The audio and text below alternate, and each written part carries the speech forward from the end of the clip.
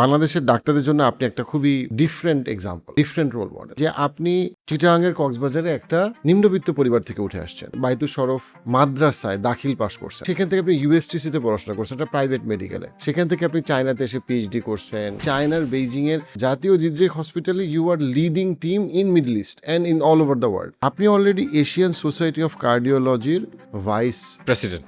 এই সব কিছুর মধ্যে what are few of the things that you think that you did right, যেটা আমাদের অনেক ডাক্তাররা ওভারলুক করে বা ইম্পর্টেন্স দেয় না? Risk is the another chapter of the wind. আমাদের ডাক্তারদের নলেজ স্কিল টু গুড। একটা বাংলাদেশি ডাক্তার যদি কেউ ডাক্তারি করে, ওয়ার্ল্ডের যে কোনো জায়গায় গিয়ে ডাক্তারি করতে পারবে, কারণ বাংলাদেশি ডাক্তাররা যে পরিমাণ ওভারলোড নিয়ে কাজ করে সেটা ওয়ার্ল্ডের কোথাও পাবেন না। আপনি বিদ্রোহ ঘোষণা করবে ডাক্তাররা এতগুলি রোগী দেখলে। বাংলাদেশের ডাক্তারদের জন্য আপনি একটা খুবই different example, different role model in the sense যে আপনি চিটাগাংয়ের কক্সবাজারে একটা নিম্নবিত্ত পরিবার থেকে উঠে আসছেন, আপনি বাইতুল শরফ মাদ্রাসায় দাখিল পাস করছেন, অ্যান্ড দেন সেখান থেকে আপনি ইউএসটিসিতে পড়াশোনা করছেন, একটা প্রাইভেট মেডিকেলে।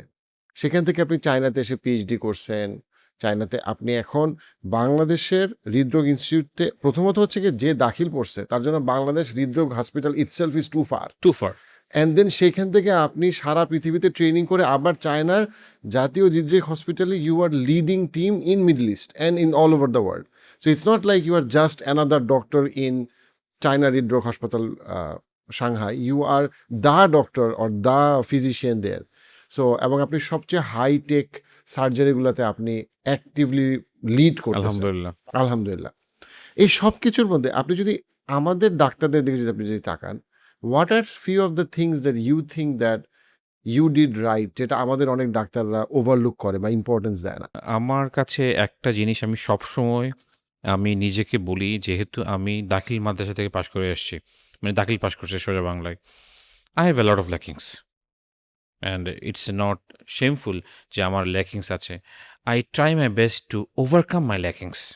আমি যখন দাখিল পাশ করেছি, I am very not good in the English. আমি যখন ক্যান পাবলিকে মানে এইচএসসি জন্য এনরোল করলাম, I focus more and more for the English improvement, either writing or either grammar. Then আমি যখন এমবিবিএস পাশ করলাম ইউএসএসসি থেকে, তখন আমি জানলাম যে আমি একটা প্রাইভেট মেডিকেল থেকে পাশ করেছি। এখন আমাকে অন্য গভর্নমেন্ট মেডিকেলে ছেলেদের চেয়ে 10 গুণ বেশি কাজ করতে হবে।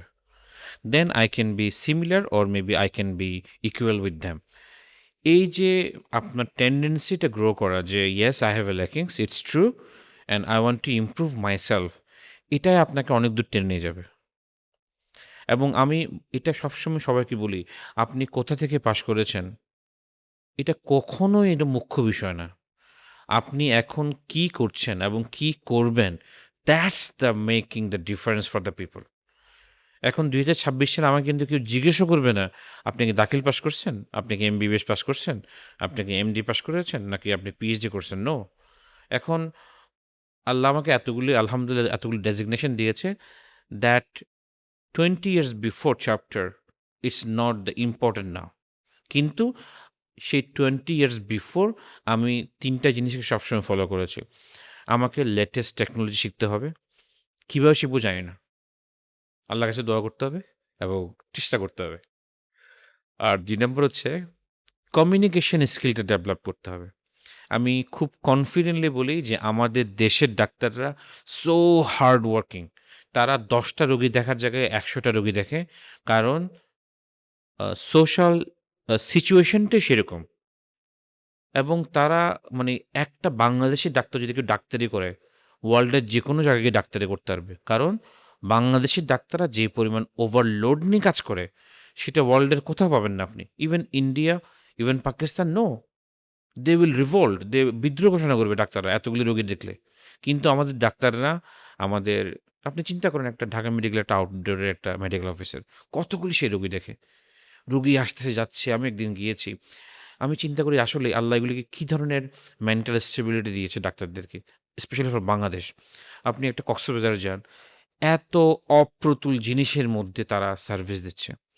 আপনি জাতীয় হৃদরোগে যাবেন, যে কোনো গভর্নমেন্ট হসপিটালে যাবেন, এত অল্প রিসোর্সের মধ্যে যে পরিমাণ সার্ভিস দিচ্ছে, আলহামদুলিল্লাহ সুম্মা আলহামদুলিল্লাহ।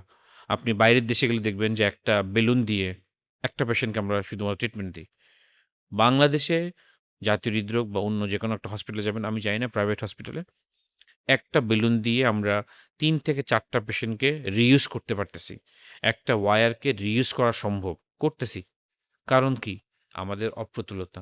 তার মানে এত অপ্রতুলতার মধ্যেও তারা এই সার্ভিস দিচ্ছে। যখন এভরিথিং ইজ এভেইলেবল, তারা অনেক 100 টাইমস বেটার সার্ভিস দিতে পারবে। তো আমি মনে করি আমাদের ডাক্তাররা হাইলি ইকুইপড, হাইলি নলেজেবল। আর আমরা যদি কমিউনিকেশন স্কিলটা একটু ডেভেলপ করতে পারি, উই ক্যান রক। কারণ আপনি কত বড় doctor, it doesn't matter in the world. How you talk, how you communicate with the patient family, not only the patient, how you communicate with the patient and the patient family, that's the matter of the success of your entire doctor journey. তো আমি সবাইকে humble request করব যে আমাদের ডাক্তারদের knowledge skill too good, who are working as a doctor in Bangladesh, they are too good. তারা জানে কিভাবে ইমার্জেন্সি সিচুয়েশন হ্যান্ডলিং করতে হয়। আর কমিউনিকেশন স্কিল যদি একটু ডেভেলপ করতে পারি, then we can be best, no doubt. এবং পাশাপাশি আমি মনে করি টেকনোলজি, বিকজ অনেক ক্ষেত্রে ডক্টররা টেকনোলজির ব্যাপারে যথেষ্ট অ্যাওয়্যার থাকে না, বিকজ তারা মনে করে আমার কাজ প্রফ পাস করা অ্যান্ড আমার কাজ হচ্ছে গিয়ে এই সার্জারি ট্রেনিং, বাট তারা টেকনোলজির ব্যাপারে আপনার যেই ড্রাইভটা আছে সেটা আমি অনেক ডাক্তারের মধ্যে দেখি নাই। আচ্ছা, আমি একটা জিনিস মনে করি কি, আসলে টেকনোলজিতে আপনাকে অ্যাডভান্স আসতেই হবে। আপনি যদি অ্যাডভান্স টেকনোলজিকে আপনি যদি নিজেকে আপগ্রেড করতে না পারেন, আপনি ব্যাক স্টেজ চলে যাবেন। যেটা চায়নাতে প্রত্যেকটা ডাক্তারই কিন্তু আপগ্রেড করার জন্য বিভিন্ন ট্রেনিং করে। বিভিন্ন দেশে চলে যায়, বিভিন্ন প্রভিন্সে চলে যায় নিজেকে আপগ্রেডেশনের জন্য। তাও আমি বলব যে আমাদের দেশের এত অপ্রতুলতার মধ্যেও আমাদের ডাক্তার ভাই এবং বোনেরা যে পরিমাণ সার্ভিস দিচ্ছে, দিস ইজ রিয়েলি রিমার্কেবল। আর আপগ্রেডেশনের ব্যাপারটা যদি নিজের কাছে ইচ্ছা থাকে, you can get the good আরেকটা পয়েন্ট যেটা প্রোগ্রেস। ভাই থ্যাংক সেটা ইউ। হচ্ছে গিয়ে যে আমাদের দেশের ডাক্তাররা যারা হয় তারা always they are very good student, like একদম গুড স্টুডেন্ট বলতে আমরা যেটাকে বুঝি best student. Best student, true. Right, usually, right. এবং অনেক ক্ষেত্রে যারা বেস্ট স্টুডেন্ট, আমি সাইকোমেট্রিক অ্যাসেসমেন্ট অনুযায়ী বলতেছি, তারা রিস্ক নিতে চায় না, তারা রিস্ক অ্যাভার্স, তারা রিস্ককে অ্যাভয়েড করে, তারা পপুলার রাস্তায় গিয়ে তারা সবসময় সামনে দাঁড়াতে চায়। আপনি আপনার রাস্তায় আপনার জার্নিতে you took a lot of risk, অনেকগুলা রিস্ক নিয়েছেন এবং আপনি অনেকবার আনপপুলার রাস্তায় হাঁটছেন এবং রাস্তায় হেঁটে আপনি আসলে দেখাইছেন যে একজন চিকিৎসক সে before reaching 45 they can lead the একদম ওয়ার্ল্ডের বেস্ট হেলথ ইনস্টিটিউটের লিডিং পজিশনে গিয়ে তারা বসতে পারে। সো ডাক্তারদেরকে আপনি আসলে রিস্ক নেওয়াটা কেন মনে করেন important? Because you have gone into entrepreneurship, research, PhD, training, বিভিন্ন দেশে যাওয়া, চায়নায় থেকে টিম নিয়ে মিডল ইস্টের বিভিন্ন কান্ট্রিতে যাওয়া to try to build there health infrastructure. Risk কেমনে ডাক্তারদেরকে শেখানো যায় বা মোটিভেট করা আচ্ছা, যায়? আমি মনে করি আসলে আমি ইউএসসি থেকে পাশ করে জাতীয় হৃদরোগে এসেছি। এটা একটা হাইয়েস্ট রিস্ক ছিল। আমি কিছু জানতাম না।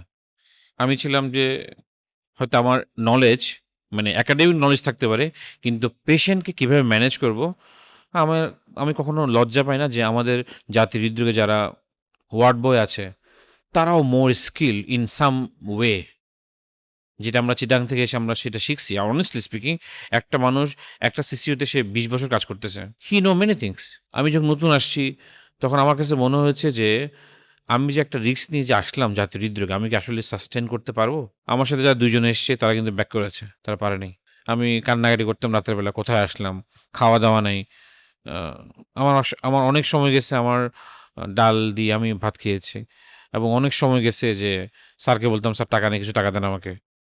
এবং আল্লাহ হয়তো এই লজ্জাটা ভেঙে দিয়েছে, কারণ প্রয়োজনের তাড়নায় আবুল হোসেন স্যারকে বলতাম। আমার একটা স্যার ছিলেন খালেকুজ্জামান স্যার। উনি আমাকে চায়না যাওয়ার সময় এয়ার টিকেটের টাকা দিয়েছে। আমি ওনার আন্ডারে, উনি অ্যাসিস্ট্যান্ট প্রফেসর ছিল। এখন বর্তমানে প্রফেসর। তো এই যে বন্ডেজটা, এই যে রিস্ক নেওয়ার টেনডেন্সিটা, এটা ১ম থেকে আমার মধ্যে ছিল। এবং আমি মনে করি আমাদের যারা ইয়ং ডাক্তার before 40 every single day they can take the risk.